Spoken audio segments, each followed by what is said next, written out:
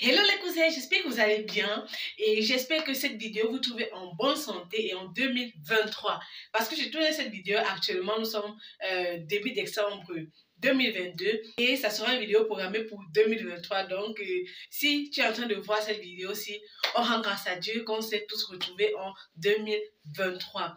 Donc aujourd'hui nous allons voir comment coudre cette robe sur moi. Mais dans un premier temps, nous allons voir comment tracer le patron de cette manche Bishop et les différentes possibilités que vous avez parce qu'il y a plusieurs sortes de manches Bishop. Donc, et maintenant, dans la deuxième partie, nous allons voir comment coudre la robe entière. Donc, sans plus tarder, je vous laisse avec la vidéo. N'hésitez pas de vous abonner, de liker et de partager à votre entourage. On se dit à très vite dans la prochaine vidéo. Ciao! Nous allons modifier notre manche. Donc, voici une manche que j'ai tracée déjà, manche de base. Vous avez déjà sur la chaîne le tutoriel sur comment tracer une manche de base. Vous recopiez votre manche et vous gardez la manche de base puisque c'est une manche réutilisable plusieurs fois. Voilà. Là, j'ai juste pris la moitié. Donc, je vais couper sur le tissu au pli. Donc, ça, c'est sur la moitié. Voilà. Et qu'est-ce que je vais faire? Ça, c'est ma manche entière. C'est la longueur de ma manche entière. Donc, vous pouvez faire la modification avec la manche totalement ou vous pouvez réduire le nombre de centimètres que vous voulez pour le poignet. Tout va dépendre du rendu que vous aimeriez avoir après. Parce que si vous prenez le tout avant de rajouter le poignet, vous verrez qu'ici en bas, il y aura plus un tombant. Bon, il y aura plus le tombant par ici. Maintenant, si vous réduisez et vous remontez plutôt avec le poignet, vous verrez que le poignet va s'arrêter. Donc, c'est où il y aura aussi le tombant. Donc, tout va dépendre du rendu que vous aimeriez avoir. Si vous divisez ici, le rendu sera différent de si vous prenez le tout ou bien si vous réduisez 2 cm ou quoi. Je vais réduire 2 cm. Donc, c'est pour ça que j'ai tracé ici. Donc, ça, c'est 2 cm.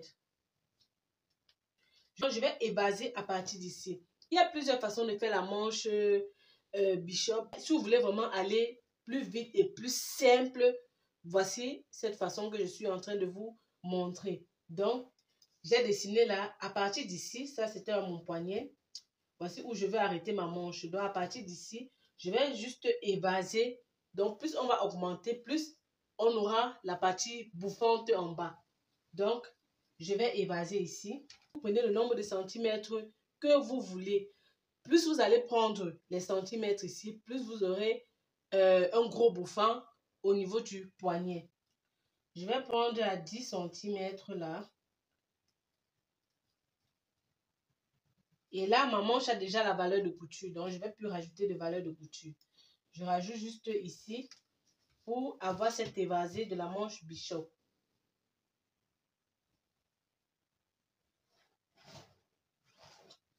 Je vais prendre ma règle un peu courbée et faire comme ceci. Donc, voici 2 cm. Comme je t'ai remonté 2 cm, à partir d'ici, je vais venir rejoindre ici à ce bout. Je mets comme ceci. Je mets comme ceci et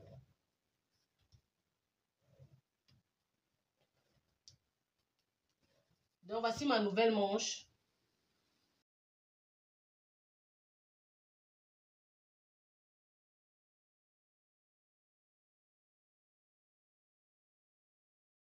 Donc voici ma manche et on va placer sur le pli du tissu.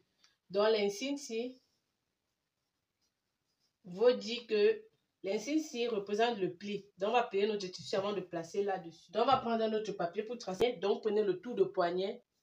Donc, prenez le tour de poignet, le style que votre main puisse facilement aussi passer. Le tour de poignet ici, c'est 10, ça veut dire que x 2, ça fait 20 cm.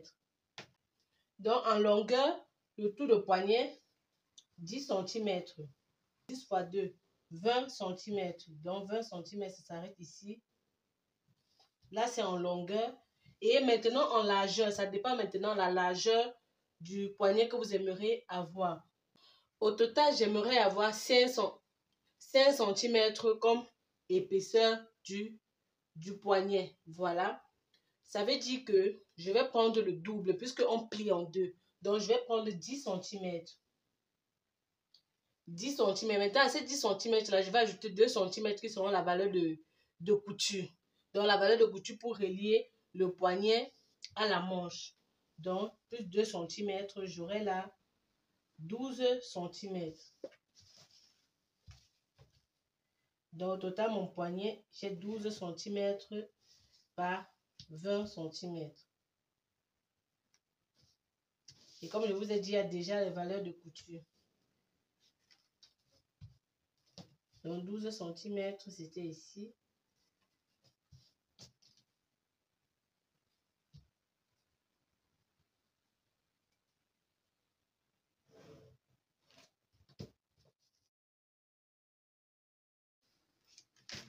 Donc, voici nos deux pièces de patron.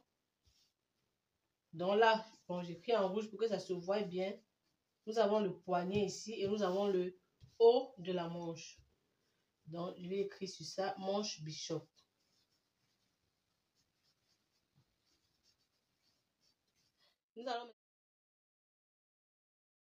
Maintenant, je vous montre une deuxième façon de tracer notre manche Bishop. Donc, pour la deuxième façon, voici la manche que j'ai tracée. Vous savez, les manches sont différentes selon le style, selon le modèle et tout. Donc, voici une autre manche que j'ai tracée pour vous expliquer la deuxième méthode. Donc, vous allez ouvrir. Donc, voici votre manche. Donc, ça, c'est la manche de base. On va ouvrir et on va retracer ça sur notre papier. Maintenant, on va ressortir notre ligne longue ainsi et de ce bout et ce bout, nous allons rejoindre directement là, droit. On va rejoindre ainsi notre ligne.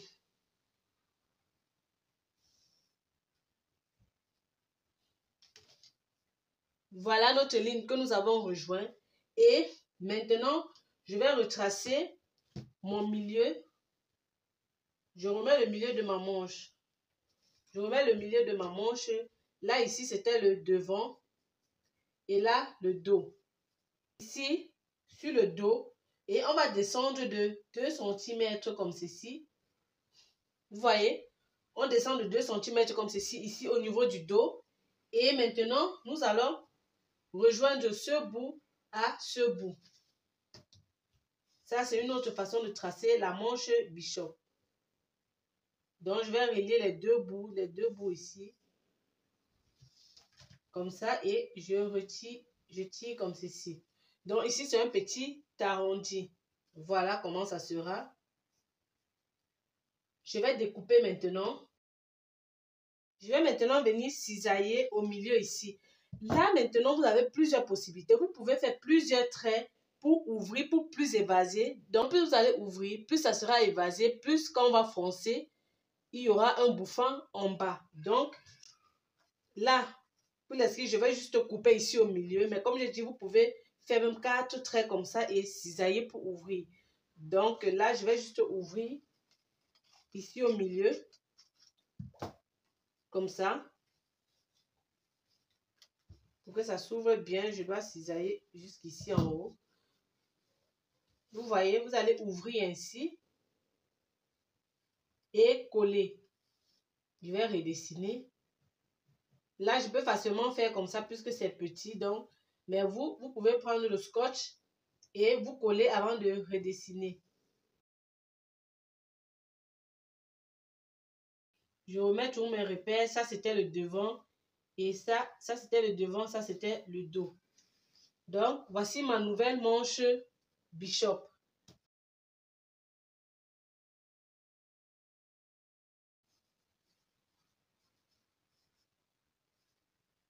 Donc, ça, c'est la nouvelle manche Bishop. Et pour le poignet, on va toujours faire comme je vous ai montré pour le premier. Donc, comme je disais, si vous voulez vous évaser encore plus, donc comme j'ai ouvert ici, donc comme j'ai ouvert au milieu là, je pouvais encore venir, je divise ici en deux. Donc, je divise cette partie au milieu comme ça. Je pouvais venir, je divise au milieu comme ça. Je fais pareil aussi ici au dos. Je divise comme ça et je cisaille.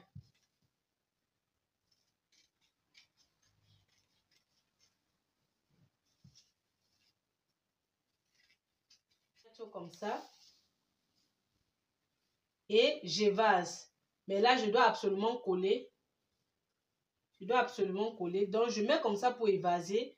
Et vous allez vous rassurer que entre chaque espace, ce soit le même nombre de centimètres. Donc, si je prends ici, d'ici à là 2 cm, d'ici à là aussi doit être 2 cm et d'ici à là aussi, ça doit être 2 cm. Donc, disons, ça peut donner quelque chose comme ça. Et vous voyez, plus on va évaser, plus vous allez mettre des lignes pour évaser, la manche aura de rendu différent.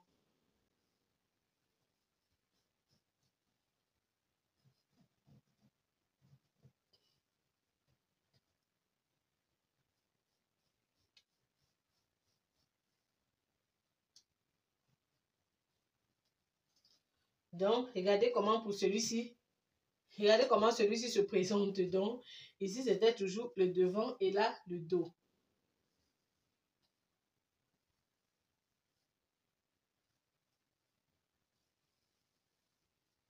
Bref, vous avez compris le principe. Donc, le but, c'est d'évaser en bas, c'est d'avoir ce touffu en bas. Vous voyez comment cette manche-ci, le rendu est différent de celui-ci. Donc, quand on va froncer ici en bas, ça sera plus bouffant par rapport à cette manche. Donc, c'est maintenant dans votre tracé que vous allez jouer avec les épaisseurs que vous aurez envie. Donc, c'est à vous de voir le rendu final. Si vous voulez, vous pouvez tester plusieurs méthodes et voir maintenant le rendu que vous plaît le plus et c'est ça que vous adoptez. Donc, c'est terminé avec le tracé de la manche Bishop. J'espère que la vidéo vous a plu. N'hésitez pas de mettre un pouce bleu. Voilà, dans une prochaine vidéo, nous allons voir comment couper et coudre avec un vêtement entier.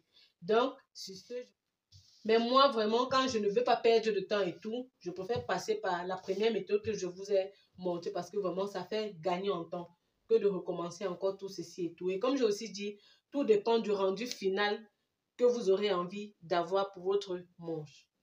Voilà, c'est terminé avec le tracé du patron. On se verra dans une prochaine vidéo pour voir comment couper, coudre avec un vêtement entier.